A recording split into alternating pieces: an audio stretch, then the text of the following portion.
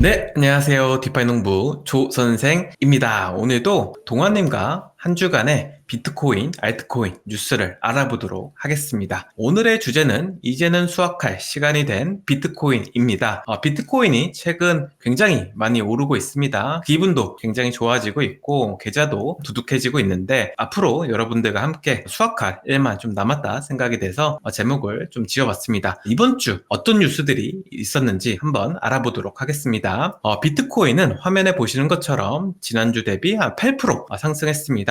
나스닥은 6% 상승했는데 아무래도 트럼프 대통령이 당선된 후에 암호화폐에 대한 우호적인 정책이 펼쳐질 거라 하는 기대감 때문에 많이 오른 것 같습니다. 화면 우측에 보시면 대선 결과가 발표되고 폭발적으로 상승하는 것을 좀 볼 수 있습니다. 또 최근 좀 빌빌했던 이더리움도 굉장히 좀 많이 오르고 있습니다. 대선 결과 발표 후에 15% 올랐고 나스닥 대비 훨씬 더 많이 올랐기 때문에 확실히 비트코인, 이더리움 폼이 좋아진 것 같습니다. 이번 주 주요 뉴스 세 가지를 좀 살펴보면요. 첫 번째로 트럼프 대통령 후보께서 대선에 승리를 했다라고 발표가 됐습니다. 그래서 경합주 7곳을 싹쓸이 함으로써 대통령이 되었는데 아무래도 기존 7월 달에 열렸던 비트코인 컨퍼런스에서 우리와 11개 좀 약속을 하셨었습니다. 약속했던 것들이 정책적으로 이행이 된다고 하면 확실히 달라지는 좀 국면이 올 것 같다라고 생각이 돼서 사람들이 많은 관심을 좀 보이는 것 같습니다. 두 번째 뉴스는 지금 촬영 일자가 11월 8일 오후 11시인데 전일 미국 연준에서 25bp 금리 인하를 단행했습니다. 9월에 이어서 두 번째 연속으로 금리 인하를 한 것인데 재밌었던 건 뭐냐면 트럼프 후보가 되던 누가 되던 간에 국채 금리가 계속적으로 상승할 거다라고 하는 기조가 있었습니다. 근데 예상과 달리 국채 금리가 계속적으로 하락하고 있습니다. 미국 연준이 25bp 금리 인하를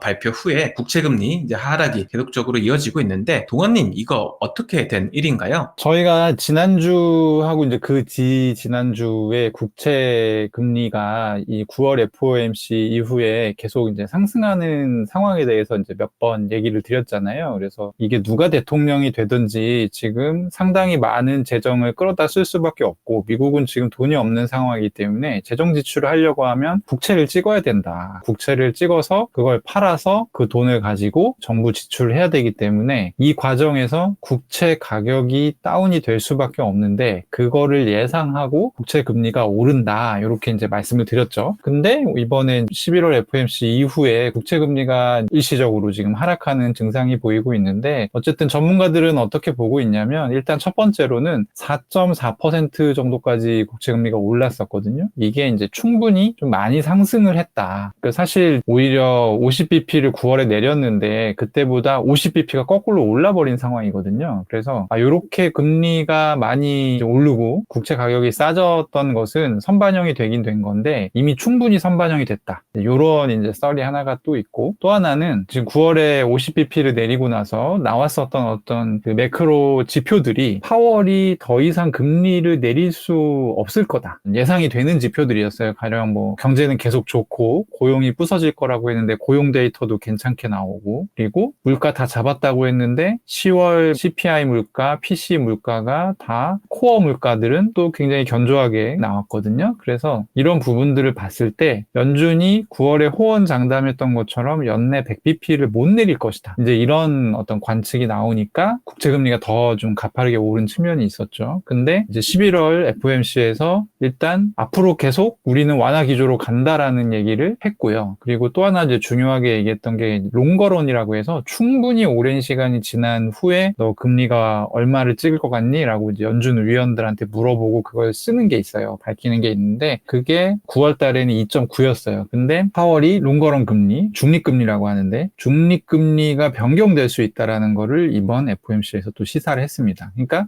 이제 약간 꼴대 옮기는 느낌인데 옛날에는 아무리 내려봐야 2.9 밑으로 안 내려가겠네 라는 생각을 하니까 그러면 계산이 되잖아요. 밑에 남아있는 룸이. 그래서 이제 흥미가 떨어지는? 어차피 내려봐야 부처님 손바닥이네. 약간 이런 느낌 때문에. 근데 롱거런 금리가 움직이게 되면 이게 어떻게 될지 모르거든요. 그래서 이제 좀 시장의 불확실성, 변동성 이런 게 좀 증대됐다라고 볼 수 있고 그런 것들이 이제 종합적으로 작용을 하다 보니 국채 금리가 일시적으로 좀 하락을 한 것 같습니다. 근데 또 보면 오늘은 또 가격이 약간 또 오름세를 또 보이고 있어요. 네, 세 번째 이제 뉴스는 트럼프 이제 재집권에 이제 비트코인이 10만 달러에 도달할 수 있다라고 하는 의견들이 시장에 나오고 있습니다. 화면 우측에 보시면 오랜만에 이제 한국 거래소에 비트코인 가격을 좀 갖고 왔습니다. 지금 현재 한국의 이제 비트코인이 김치 프리미엄이 굉장히 낮은데도 불구하고 전고점을 좀 돌파했습니다. 그에 따라서 앞으로 이제 미국 시장에서 계속적으로 비트코인에 대한 우호적인 의견을 비친다고 하면 앞으로는 비트코인 1억 밑은 못 보지 않을까라고 하는 이제 기대도 좀 하고 있습니다.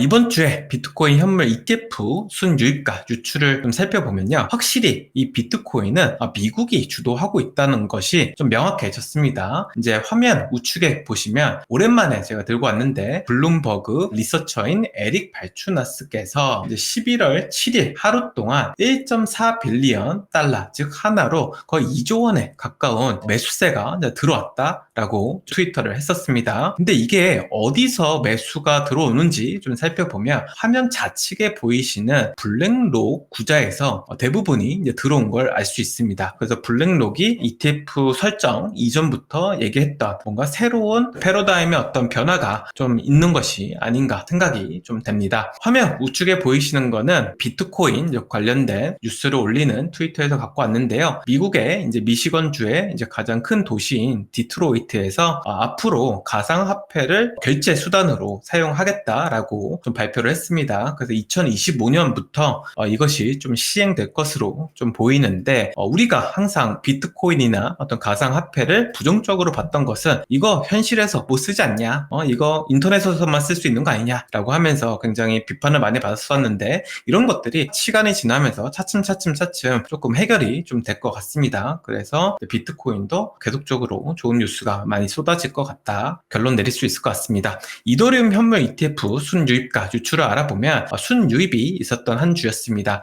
화면 우측에 보시면 글로벌 미디어 회사들에서 어떤 코인을 가장 많이 언급했는지를 보여주는 이제 표입니다. 가장 많이 언급된 것이 바로 이더리움이고 두 번째로 많은 것이 바로 솔라나입니다. 이 이더리움은 억가와 이제 억바가 이제 함께하는 이제 코인이었잖아요. 근데 최근에 이제 비탈릭도 굉장히 많은 비판을 받으면서 이더리움이 주춤 다른 어떤 솔라나나 비트코인 대비해서 많이 못 올랐었는데 최근에 이제 트럼프 당선 이후에 이더리움도 굉장히 많은 수급이 들어오고 가격적으로도 10% 이상의 어떤 상승을 보이면서 다시 사람들이 이더리움 3,000불 가는 거 아니야? 라고 하면서 더 높게는 뭐 5,000불까지 내다보는 뷰가 지금 쏟아지고 있습니다. 그래서 이더리움도 한번 열심히 팔로우 할 필요가 있을 것 같습니다. 이번 주에 이제 주요 뉴스였던 이제 트럼프 이제 대통령 후보께서 이제 당선이 되었고 이 트럼프가 이제 우리와 함께 했던 약속이 있지 않습니까? 약속이 총 11개인데 동아님과 함께 한 번씩 알아볼 필요가 있을 것 같습니다. 동아님 이거 한번 설명 부탁드릴게요. 이거는 누가 정리를 잘 해놨더라고요. 거의 이제 당선되자마자 막 온 커뮤니티 텔레그램에 돌아다니던데 순서대로 좀 보면 게리 겐슬러 해임은 너무 잘 알려져 있는 거죠. 요거가 실제로 일어날 가능성은 저는 중간 정도라고 봅니다. 왜냐하면 SEC 위원장들은 사실 임기가 정해져 있어요. 그래서 게리 겐슬러도 25년인가 26년까지 임기입니다. 근데 이 트럼프는 25년 1월 20일에 취임식이거든요. 그래서 공약대로라면 그날 해임을 해야 되는데 해임을 그렇게 할 수 있나라는 생각이 일단 들고 두 번째로는 대통령이 하겠다고 맘먹으면 뭐 못하는 건 아닐 것 같아요. 근데 그 전에 이제 게리 겐슬러가 자기 알아서 이제 빠질 가능성도 있겠죠. 뭐 어디서 부름을 받던지 뭐 그렇게 해서 빠질 가능성이 있는데 어쨌든 가능성 자체는 중간 정도로 봅니다. 그리고 만약에 실제로 일어나게 된다고 하면 지금 비트 이더는 현물 ETF가 됐으니까 솔라나부터는 지금 기준으로는 ETF가 굉장히 어려운데 솔라나 이하 알트코인들과 디파이 코인들의 굉장히 호재가 될 수 있다. 그리고 두 번째는 이제 국가 전략 준비 자산으로 비트코인 비축. 이거는 뭐 너무 가능성이 높은 거죠. 왜냐하면 안 팔겠다고 그냥 하면 되는 거니까. 이거는 이미 비트코인 가격이 어느 정도 선반영이 되어 있고 오히려 안 하겠다고 하면 가격이 상당히 좀 하락하는 생각하는 그런 결과를 낳지 않을까 싶고요. 미국 정부 보유 매도 안 하기 이것도 똑같은 얘기고 비트코인에 대한 자본이득세 폐지는 제 보기에는 가능성이 그렇게 크진 않은 것 같아요. 오히려 낮은 것 같아요. 어려울 것 같아요. 왜냐하면 이 세금을 폐지해야 될 명분이 없어요. 그러니까 다른 자산 대비해서 비트코인만 자본이득세를 폐지시켜줄 만한 명분이 없고 그리고 효과도 저는 좀 약간 의문인 게 사실 세금 내는 것 때문에 비트코인 투자가 늘거나 줄거나 하지는 않을 것 같거든요. 그래서 이 부분은 조금 생각해 볼 필요가 있다. 그리고 비트코인 채굴업 지원은 가능성이 굉장히 높습니다. 왜냐하면 지금도 하고 있고 이미 주정부 단위에서 보조금 줘가면서 하고 있고 채굴업 지원이 이제 본격적으로 됐을 경우에는 비트코인 채굴이 좀 더 대중화될 가능성 같은 것들이 높아질 수 있다. 그 다음 항목이 7번이 암호화폐 규제 완화. 이건 너무 우리가 많이 기대를 하는 것들이죠. SEC 위원장 해임도 있지만 누가 그 다음에 오든지 간에 암호화폐 규제 완화를 할 수밖에 없을 것이고 지금 이미 미국 의회에 올라가 있던 21 같은 이런 법안들도 지금 공화당에서 상하원을 다 먹었거든요. 그러면 미국은 이렇게 이해하면 돼요. 사실 대통령이 할 수 있는 건 별로 없어요. 행정명령이라는 자유도가 굉장히 높은 일을 벌일 수가 있는데 하원에서 예산권을 잡고 있고요. 상원에서 인사권을 잡고 있어요. 그래서 사람을 임명하려고 하면 상원에서 방해를 할 수가 있고 돈을 쓰려고 하면 하원에서 방해를 할 수가 있습니다. 그래서 대통령이 별로 힘이 없어요. 미국 대통령은 사실 상원, 하원, 대통령을 다 먹었잖아요. 그래서 트럼프는 되게 좋은 조건인 게 임명도 마음대로 할 수 있고 돈도 마음대로 쓸 수 있는 약간 그런 조건입니다. 그렇다 보니까 이런 부분들 암호화폐 규제 완화를 위해서 누구를 위원장으로 할 거냐 마음대로 해도 되고 비트코인 채굴업 지원을 할 때 돈이 얼마가 필요하다 그것도 마음대로 할 수 있어요. 그래서 그런 부분에 있어서는 굉장히 좋은 조건이다. 8번은 대통령 소속 암호화폐 자문위원회 출범인데 이것도 전혀 어려운 게 아니고요. 9번은 셀프 커스터디 권리 보호인데 이거는 할 가능성이 매우 높아요. 왜냐하면 공화당 전체 정체성이랑 궁합이 굉장히 잘 맞는 공약이에요. 그래서 이게 이제 실제로 된다고 하면 전자지갑 수요처가 엉뚱하게 좀 증가 효과가 있을 것 같아요. 제 생각에는 셀프 커스터디 하려면 지갑이 있어야 되니까. 그리고 중앙은행 디지털 화폐 발행금지 CBDC 발행금지 이게 또 역시 할 가능성 매우 높은데 왜냐하면 공화당 정체성하고 궁합이 되게 잘 맞기 때문에 공화당이 주로 개인의 자유 그러니까 극한의 자유를 추구하는 정당이라서 CBDC를 하게 되면 나라에서 이제 돈이 어떻게 개인의 돈이 어떻게 오가고 누가 돈 얼마 갖고 있고 다 볼 수가 있잖아요. 이걸 아주 극혐합니다. 공화당에서. 그래서 이것도 가능성이 굉장히 높고 대신에 이거는 효과가 굉장히 민감할 수 있어요. 왜냐하면 어쨌든 디지털 자산은 육성을 할 건데 CBDC를 안 할 거면 그 대신해서 사용할 만한 게 뭐가 있냐면 민간 스테이블 코인을 활성화시킬 수밖에 없거든요. 근데 민간 스테이블 코인 1등은 테더잖아요. 이게 또 마음에 걸려요. 미국은. 그러니까 저는 테더를 한번 손을 볼 것 같아요. 반드시 미국이 손을 볼 것 같은데 그냥 볼 게 아니라 어떤 서클이라든지 아니면 블랙락이 지금 일찌감치 들어와서 비들도 만들고 스테이블 코인에 관심이 되게 많거든요. 그리고 JP모건 같은 경우도 얼마 전에 컨소시엄 만들어서 스테이블 코인 관련해서 굉장히 드라이브를 걸고 있기 때문에 얘네가 준비가 되면 그때 테더를 때리면서 이런 친미국적인 기업들에게 이 시장을 주지 않을까. 민간 스테이블 코인 시장을. 그래서 이거는 가능성도 높고 사실 시장의 질서를 굉장히 바꿔줄 수 있는 그런 내용이다. 그래서 11가지를 좀 정리를 해봤고요. 대부분 트럼프가 할 수 있는 것들이고 그 중에 몇 가지는 사실 굉장히 파급력이 클 수밖에 없는 것들입니다. 그래서 저희는 좀 촉을 세우고 이 사람이 언제 이걸 통과시키는지 공약을 실현하는지를 좀 지켜볼 필요가 있을 것 같아요. 일단 말씀 주신 이제 11개 중에서 이미 가격에 선 반영되고 있는 것들이 있습니다. 1번에 SEC 위원장 해임된다. 그 다음에 7번 암호화폐 규제 완화된다. 요 두 개가 맞물려가지고 요즘 디파이 코인들의 이제 상승률이 굉장히 좋거든요. 대표적으로 이제 유니스왑이죠. 유니스왑이 이제 SEC로부터 웨이 노티스를 받고서 이제 소송을 이제 해결해 나가야 되는 입장인데 이런 것들이 해결이 될 거다라고 하는 어떤 기대감 때문에 가격에 이미 반영이 돼서 이제 올라온 감이 있습니다. 그리고 6번 같은 경우는 블랙록이 굉장히 좋아하는 정책이기 때문에 반드시 이제 될 것 같다는 생각도 좀 들고 있습니다. 예전에 이제 비트코인 ETF 이제 출시되기 전에 이제 블랙록이 가장 많이 투자했던 것이 뭐냐면 바로 비트코인 채굴업을 갖고 있는 회사였습니다. 그래서 대부분의 이제 비트코인 채굴업 회사의 이제 1대 주주로 이제 올라선 게 바로 이제 블랙록이기 때문에 아무래도 이런 부분은 이제 잘 될 것 같다는 생각이 좀 들고 있습니다. 네, 이제 두 번째로 중요한 뉴스였죠. 바로 미국 기준금리 25bp 인하로 인해서 앞으로의 투자 시장의 이제 방향성이 이제 어떻게 될지 우리가 한번 생각해 볼 필요가 있습니다. 동환님, 어떻게 될까요? 저는 솔직히 말하면 어제는 조금 내릴 수도 있다고 생각했어요. 왜냐하면 파월이 9월에 너무 세게 금리를 내렸고 10월 달에 그걸로 욕을 하도 많이 먹었기 때문에 이 스탠스를 계속 밀고 나가기는 어렵지 않을까. 그러면 사실 트럼프 당선을 계기로 비트코인 가격이 굉장히 많이 오르지 않았습니까? 그래서 여기서 한번 쉬고 가야 되지 않아? 라는 또 여론이 있는 상황이었기 때문에 파월이 갑자기 여기서 금리는 이번까지만 내리려고 긁적긁적 막 이러면 이제 내려가는 거거든요, 비트코인. 그래서 좀 조정받을 수 있지 않을까 싶었는데 웬걸 파월이 나는 잘못되지 않았다는 톤으로 계속 얘기를 하기 시작하더니, 그래서 저는 별로 기대 안 하고 자고 일어났더니 비트코인 가격이 더 올라 있더라고요. 일단 그랬고, 내용을 좀 브리핑을 해드리면 일단 기준금리 25bp 낮추기로 결정을 했고요. 이거는 뭐 너무나도 잘 사람들이 예상을 했던 부분이고, 일단 첫 번째로 그 트럼프가 공개적으로 얘기를 했죠. 파월을 자르겠다. 그리고 금리 나한테 협조해라. 막 이게 거의 협박적으로 얘기했잖아요. 안 그러면 자를 거다. 뭐 약간 이런 식으로. 그렇게 얘기를 했었는데 트럼프의 당선이 연준의 통화 정책에 어떤 영향이 있을까라는 질문을 기자가 하니까 단기적으로는 아무런 영향이 없을걸? 이렇게 파월이 얘기를 했고요. 해임 요구를 하면 너 내려올 거야? 라고 물어봤는데 이 질문을 두 번을 했어요, 기자가. 근데 두 번 다?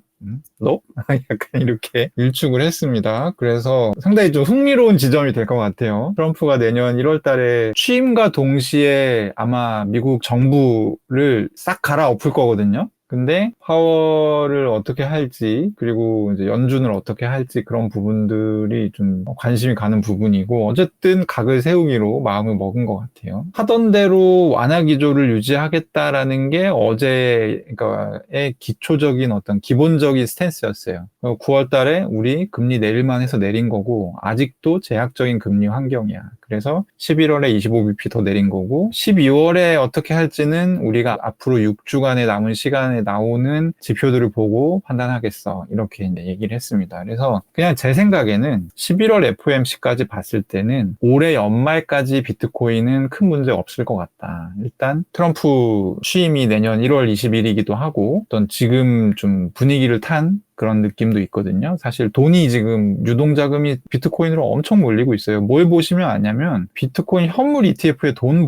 들어오는 거 보면 알 수가 있어요. 옛날 같았으면 하루에 1억 달러도 안 들어오는 날들도 많았어요. 근데 하루에 13억 달러씩 꽂히고 막 이런 것들 시사하는 부분이 있는 것 같고, 저희는 그냥 굿이나 보고 떡이나 먹으면 됩니다. 그래서 트럼프 승리에 파월이 초를 칠 수도 있었지만 오히려 자기가 하던 것을 난 밀고 나가겠다 이런 태도를 밝히면서 글로벌 유동성 측면에서는 긴축되는 우려 없이 계속 돈이 풀릴 것 같다. 그리고 미국 정부가 재정적으로 써야 될 돈이 있어요. 그래서 그게 한 2천억 달러 정도를 연말까지 써야 되는데 그런 저런 부분들을 다 감안하면 저는 앞으로는 연말까지는 비트코인이 나쁘지 않을 것 같다. 이렇게 생각합니다. 네. 그리고 이제 마지막으로 우리가 알아봐야 될 것은 이제 비트코인 가격이 이제 꽤나 이제 좋다 보니까 이제 현재가 고점인지 아니면 또 다른 저점인지 궁금해 하시는 분들이 좀 많으실 것 같아요. 동환님이 한번 설명을 좀 부탁드릴게요. 우리 네. 진짜 이거 고점일까요? 제가 방금 요 전장표에서 되게 좋게 얘기했잖아요. 연말까지 계속 나쁘지 않을 것 같다라고 말씀드렸는데 요게 이제 단서가 하나 있습니다. 이건 이제 MVRV라고 하는 지표예요. 그래서 MVRV는 뭐냐면 마켓 밸류 투 리얼라이즈드 밸류의 앞글자를 4개를 따놓은 게 MVRV인데, 이 마켓 밸류라고 하는 건 시장 가치예요. 현재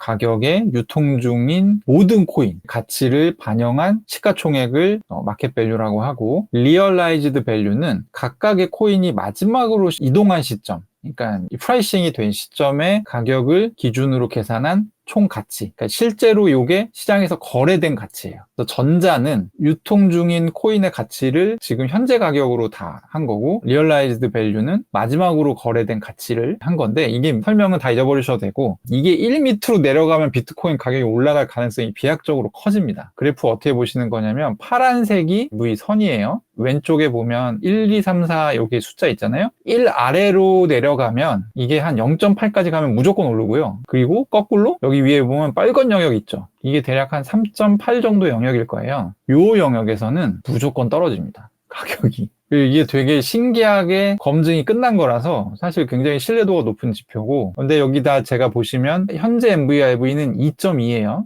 2.2고 오른쪽에 보시면 박스 하나 있죠. 2024년 3월 13일에서 요때가 우리 이제 비트코인 올해 처음으로 전고점 갱신했던 그 즈음이에요. 그래서 보면 73,000달러 정도 갔을 때의 MVRV가 얼마였냐면 2.75예요. 그래서 저는 여기서 가이딩을 하자면 2.7 넘는지를 좀 잘 모니터링 하는 게 중요해요. 그러니까 2.7이 넘으면 이제 한 대 맞고 내려오게 될 가능성이 매우 높습니다. 현재는 2.2고요. 그리고 이게 급등하면 급등할수록 MVRV가 빠르게 올라가는 습성이 있어요. 그래서 여기서 또 완만하게 이렇게 오르잖아요. 그러면 사실 MVRV는 그렇게 문제가 될 정도로 오르진 않을 거예요. 근데 어쨌든 그런 속성이 있습니다. 그래서 연말까지 가격이 좋을 것 같긴 한데 MVRV가 만약에 2.7을 넘는다 라고 하면 상당한 경계심을 가지고 언제든지 도망갈 준비를 하고 시장을 주시하시는 것을 추천드립니다. 네, 이제 여러분들과 알트코인 시장 뉴스를 좀 알아볼 필요가 있습니다. 화면 좌측에 보이시는 거는 글로벌 피리 부는 사나이죠. 바로 아서 헤이즈라고 하는 분께서 디파이 르네상스가 이제 앞으로 올 것이다 라고 하면서 최근에 자신이 투자하거나 자기가 공짜로 얼로케이션을 받은 프로젝트들을 홍보를 열심히 하고 있습니다. 그래서 대부분 이제 디파이 이제 프로젝트들이고 그 디파이 프로젝트들이 선방하다 보니까 오늘도 이렇게 트윗을 올렸습니다. 그래서 우리가 이제 앞으로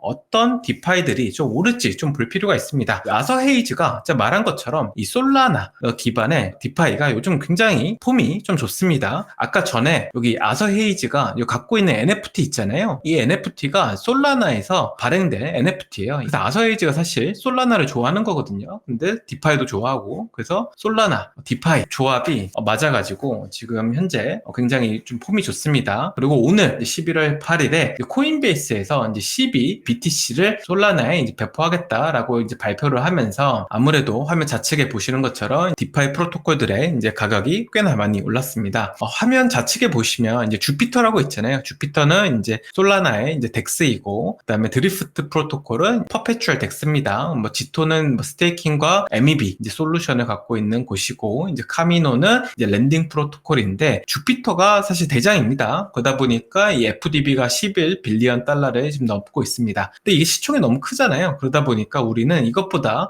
좀 작은 시총을 갖고 있는 덱스들을 별 필요가 있다. 그래서 오늘 이제 지토가 이제 솔라나에서 얼마를 벌고 있는지 발표를 했는데 그 금액이 상당히 컸습니다. 그에 따라서 사람들이 지토 돈 잘 벌고 있는 디파이 프로토콜이구나 라고 하면서 꽤나 올랐었고, 나머지가 다 오르다 보니까 간 애들 말고 좀 안 간 애들 중에서 사람들이 좀 주목하는 건 뭐냐라고 했을 때 바로 이제 카미노라고 하는 랜딩 프로토콜이 최근에 좀 주목을 받아서 이제 6개월 만에 한 2배 정도 올랐습니다. 그리고 최근에는 이제 거의 한 30-40% 이제 오르고 있는데 여러분들도 이제 조금 가격이 눌릴 때 솔라나의 디파이가 잘 나간다라고 좋을 것 같다라고 생각되는 분들은 이 4개 카테고리 안에서 조금 거래를 해보시면 좋을 것 같습니다. 최근에 제가 이더리움보다 이제 솔라나 컨텐츠를 좀 많이 올리고 있습니다. 그래서 솔라나에서 디파이에 대한 새로운 이제 방향성을 제시했고 그 방향성이 바로 페이파이입니다. 그 페이파이에 대한 유튜브 영상도 이제 금일 업로드를 했으니까 관심 있는 분들은 한번 시청해 주시기 좀 바랍니다. 네, 오늘 긴 시간 동안 동환님하고